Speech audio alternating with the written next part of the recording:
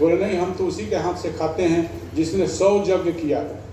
जो 100 यज्ञ किया होगा उसी के हाथ से मैं खाना खाता हूँ, या कुछ देता है तो ग्रहण करता हूँ, नहीं तो मैं जल पी कर रह जाऊँगा। और उस गांव में खोजने लगी, भाई कोई आदमी है जो 100 यज्ञ किया है? कोई नहीं मिला। अगल बगल खोजे, कोई नहीं मिला। महात्मा जी रात में बिना खाए रह गए जल पी के। और वो बोले कि हम जहाँ आसन लगाते हैं 3 दिन रहते हैं। अरे बोले महाराज 3 दिन बिना खाए रहेंगे तो हम लोगों का क्या होगा? और बड़ा चिंतित में पड़ गए वो लोग, चिंता में। तब कैसे होगा? पूरा गांव चिंता में था। मीटिंग किए, बैठे कि भाई कैसे किया जाए। ये महात्मा जी 3 दिन रहेंगे भी, हमारा खाएंगे भी नहीं, खाली जल ग्रहण करेंगे और हम लोग खा के सोएंगे, तो बड़ी विचित्र बात है। तो वहां पर एक बच्ची शादी होके गई थी, अभी नए, उसका मुश्किल से 1-2 महीना हुआ होगा, उम्र था 25-30 साल। तो अपने सास से कही कि माता जी मैं तो चाहूँ तो उस बाबा जी को खिला सकती हूँ। अरे बोले छोड़ो, 80-75 वाले तो 100 यज्ञ नहीं किए, तुम 30 साल के आके हमको सिखा रही हो, तुम क्या खिलाओगी जो घासाई कराना चाहती हो मेरा। लेकिन वो 2-4 लोगों से बोली कि ऐसा बोलती है, तो बोले कैसे खिलाओगे? बोले आप लोगों को नहीं बताऊंगी, वहीं चलिए हमें उनको खिला दूंगी, पक्का बोल रहे हैं। वो लोग बोले चलो भाई, सब कुछ रास्ता नहीं था तो लोग विश्वास करके चले। तो बढ़िया शुद्ध भाव से भोजन बनाई, जैसा सात्विक भोजन, सात्विक मन और विचार से भजन करते हुए, अच्छे विचारों का चिंतन करते हुए, और पूरे गांव वाले तमाशा देखने के लिए चलो भैया कैसे खिलाती है। उसके पीछे पीछे चले, वह गई, जाके महात्मा जी के सामने प्रसाद को रख दिया, बोला महाराज ग्रहण कीजिए। तो उसके तरफ देखे, बोले क्या तुमने 100 यज्ञ किया है? बोले हाँ, इससे ज्यादा किया है। बोले कैसे? तो बोले शास्त्र प्रमाण है। बोले क्या है? तो संत मिलन को जाइए तज ममता अभिमान, ज्यों ज्यों आगे बढ़े कोटि यज्ञ समान। बोले है कि नहीं? बोले हाँ है। तो हमारे गांव से कितना कदम मैं आई हूँ, और मैं अपना पूरा ममता और अभिमान को त्याग करके आई हूँ। न मेरे पास ममता है, न कोई अभिमान लेकर के आई हूँ, बड़ी विनम्रता से मैं आई हूँ, क्योंकि आपको प्रसाद खिलाना। महात्मा जी नीचे सिर किए, खाने लगे। तो ये सत्संग का प्रभाव। वो सत्संग जाती थी तो उसके माता पिता छोटे से उसको सत्संग में लेकर जाते थे। आप लोग अपने बच्चों को सत्संग में नहीं सिखाएं। वो तो कहेंगे पिकनिक स्पॉट चलना है तो चलो, वो तैयार हो जाएगा। किसी साधु के यहाँ जाना है, सत्संग में जाना है, आश्रम जाना है, मंदिर जाना है, तो कहेगा माँ हमको छोड़ दो, अकेले ही तुम चले जाओ, पिताजी हमको छोड़ दो। अरे आप उसको धीरे धीरे सिखाइए। जो बच्चे जाते हैं, किसी आश्रम में जुड़े हैं, वे बच्चे जल्दी गलती नहीं करते। वो माता पिता से ज्यादा वो संत से डरते हैं कि हमारा शिकायत बाबा जी के पास कर देगा। ऐसे बहुत से बच्चे लोग आते हैं जो वहां से ज्यादा डरते हैं। तो उनके अंदर एक क्या होता है? नियंत्रण होता है। क्या नाता है? धर्म का नाता है, श्रद्धा का नाता है, विश्वास का नाता है। नहीं तो खिलाते तो आप हैं बचपन से उसको, लेकिन बात किसी महात्मा का क्यों ज्यादा मान लेता है? इसलिए उनके अंदर में कोई अवगुण नहीं है। वो सभी अवगुणों को दूर करके तब उसको सुझाव देते हैं। और आप खुद झूठ बोलते हैं, बुलवाते हैं, कोई आपके दरवाजे पर आया, उससे नहीं मिलना है, तब उसी से बोल देते हैं, बोल दो मेरे घर में मेरे पिताजी नहीं है, घर में मेरी माता जी नहीं है। और वो आपसे सीखेगा संस्कार, फिर आपको भी कल दिन झूठ बोलेगा। वो गया है कहीं पढ़ने घूमने तो कहेगा हम स्कूल से आ रहे हैं। इसलिए ऐसा कोई कार्य हम ना करें कि हमारे बच्चों में उस तरह का संस्कार पड़े। और हम बच्चों को सदैव ही लेकर के जाए वहां जहां पर अच्छे विचार उसको सुनने को मिले, अच्छा विचार उसको सीखने को मिले।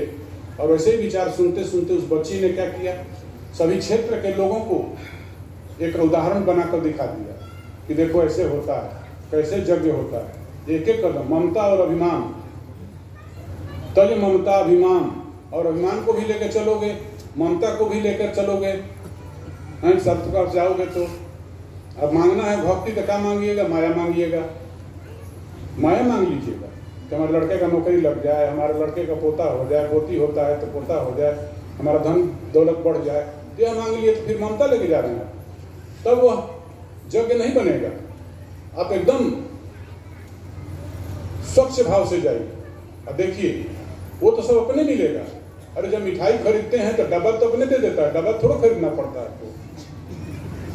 जब भगवान को पास जाइएगा तो ये तो सब संसार वाला चीज अपने आप आपको मिल जाएगा। ईश्वर को चाहने वाले को ऐश्वर्य अपने आप मिल जाता है। ऐश्वर्य चाहने वाले को न ऐश्वर्य ही मिल पाता है न ईश्वर ही मिल पाता है। किस प्रकार से? जिस प्रकार से सूरज और छाया, अब छाया को पकड़ने जाएंगे तो सूरज से दूर होते जाएंगे, अब सूरज की तरफ चलेंगे तो छाया अपने आप आपके पीछे चलेगा।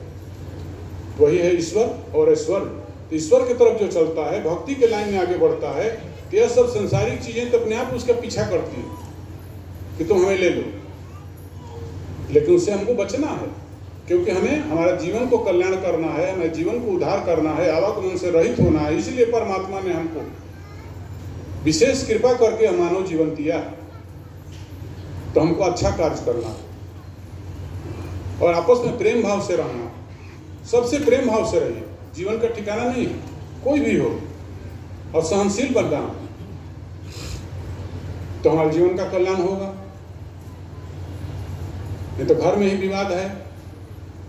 मेरे पास कई लोग आते, एक दिन अभी बता रहे हैं, कुछ ही दिन पहले हुआ, एगो माता जी बड़ा दुखी होके आई, बता दे रहे हैं कि इसलिए कि आप लोगों को जीवन में भी ये काम आएगा, व्यवहारिक चीज है, ये कोई धर्म ग्रंथ में नहीं लिखा।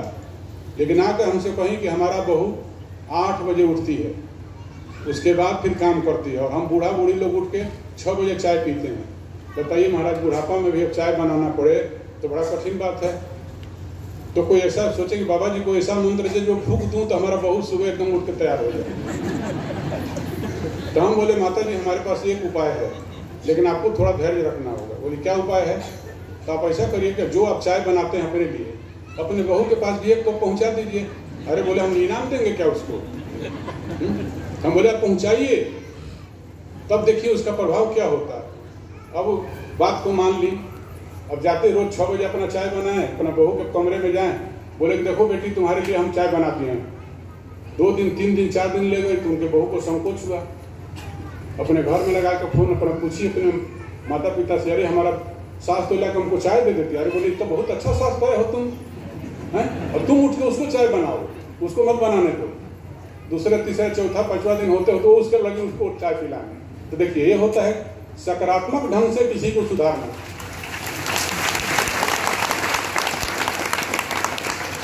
और नकारात्मक ढंग से सुधारने का मतलब है रोज जाकर उसके ऊपर चढ़ाई कर दो, अरे जल्दी उठो, तुम कहाँ से आए हो, तेरे माँ बाप ने क्या संस्कार दिया है, तुम सोते ही रहते हो।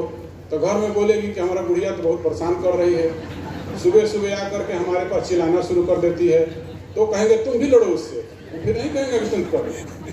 तो ये देखिए नकारात्मक सोच हो गया। मनुष्य के पास सकारात्मक नकारात्मक 2 प्रकार के सोच है, 2 प्रकार की ऊर्जा है, हमारे शरीर में भी है, दोनों में निरंतर संघर्ष चलता है। अगर हम सकारात्मक जगह जाएंगे, सकारात्मक साहित्यों का अध्ययन करेंगे, सत्संग में जाएंगे, तो हमारी सकारात्मक ऊर्जा बढ़ जाती है, और नकारात्मक दब जाता है। तो हमारा सब कुछ चिंतन, व्यवहार, वाणी, विनम्रता सब में आ जाएगा, सब में आपका सकारात्मकता का प्रभाव दिखेगा, और आप जीवन में बदलाव ला सकते हैं, जीवन का कल्याण कर सकते हैं, जीवन घर का माहौल बना सकते हैं। नहीं तो घर में ही बहुत दूरी हो जाएगा। एक घर के अंदर इतनी दूरी होता है जितना हिंदुस्तान और पाकिस्तान के बीच में दूरी है। एक दूसरे का चेहरा देखना नहीं चाहते, तनाव में है, तनाव में है, सब कुछ खाने का है, सब कुछ सुविधा है, और घर के लोग परेशान हैं, तो उसके चेहरे पर प्रसन्नता नहीं दिखती है। देखो आज समाज में इतना उत्थान हुआ है, वैज्ञानिक जो है, घर हो गया, खूब गाड़ी हो गया, अच्छे अच्छे बंगला हो गया, लेकिन आदमी उन बुजुर्गों से अपनी तुलना कीजिए जो 50 साल पहले खपड़े के घर में रहकर जीवन जीते थे। ये भारतीय संस्कृति की बात है। उनके चेहरे पर जो प्रसन्नता थी, उनकी लंबी आयु थी, आपस में गांव में जो एकजुटता था, प्रेम था, वह सब कटुता में बदल गया। चेहरे पर जो आनंद और प्रसन्नता की रेखा दिखती थी, वह तनाव और चिंता में बदल गया। क्यों? आपका भाग दौड़ क्यों है?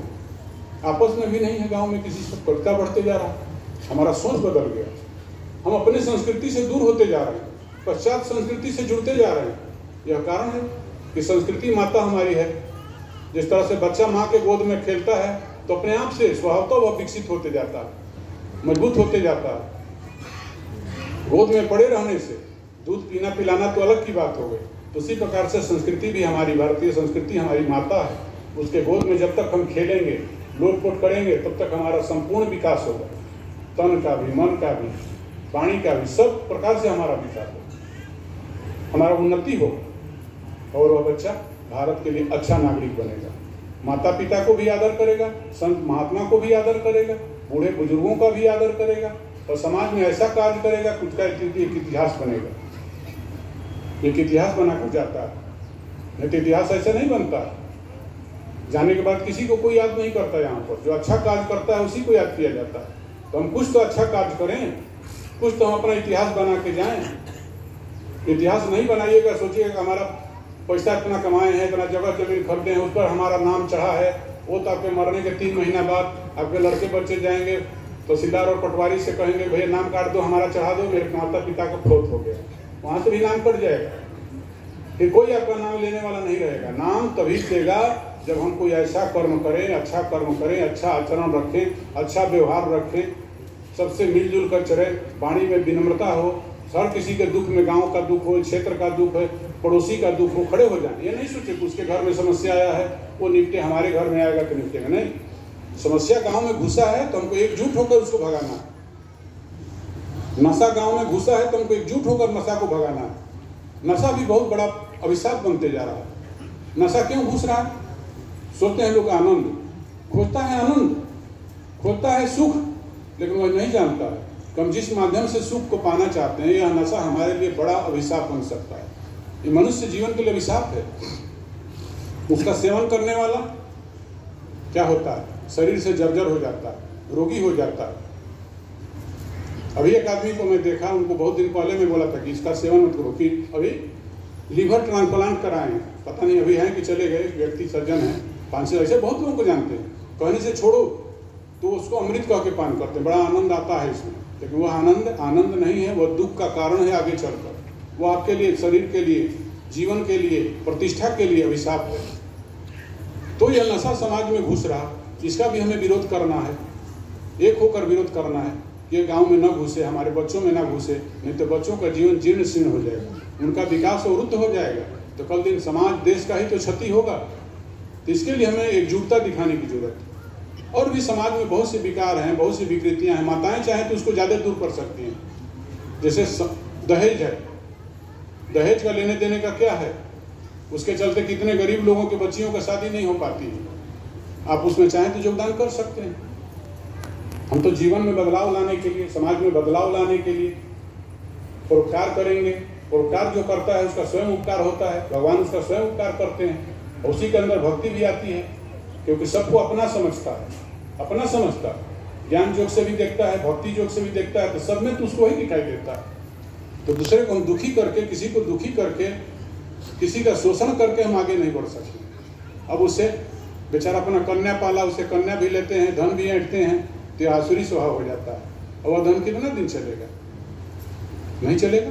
तो इसलिए आप लोग इसमें जागृति लाना है, इसमें हमको इसके विरुद्ध में काम करना है, इसको सकारात्मक सोच रखना है, नकारात्मक विचारों को परित्याग करना है, और भगवान का भक्ति भाव भजन करना है जीवन में, ताकि हमारा जीवन निर्मल हो और हम अपने जीवन में आवागमन से ज़्यादा मंत्र को जप करें, ज़्यादा से ज़्यादा उसके लिए समय निकालें, कुछ पूजा करें, कुछ पाठ करें, लेकिन भगवान के पाने की व्याकुलता करें। उसके बिना नहीं होगा। हमारे अंदर व्याकुलता होना चाहिए। जैसा व्याकुलता मैंने बताया, आपका पुत्र के लिए कितनी व्याकुलता है, बाहर से मिल जाए, कहीं गया है तो जल्दी आ जाए, आने का दिन जितना नजदीक आता उतना करते हैं। तो भगवान को भी सोचिए कि मेरा इतना समय चला गया, मैं 10 साल चला गया, 50 साल चला गया, 40 साल चला गया, अभी तक हम उसको नहीं पाए। तो हमारे जीवन का कल्याण कैसे होगा? अब हम उसे पाना ही चाहते हैं, हमको पाना ही है, तो यह अपने आप में एक साधना है, ऐसा नहीं है।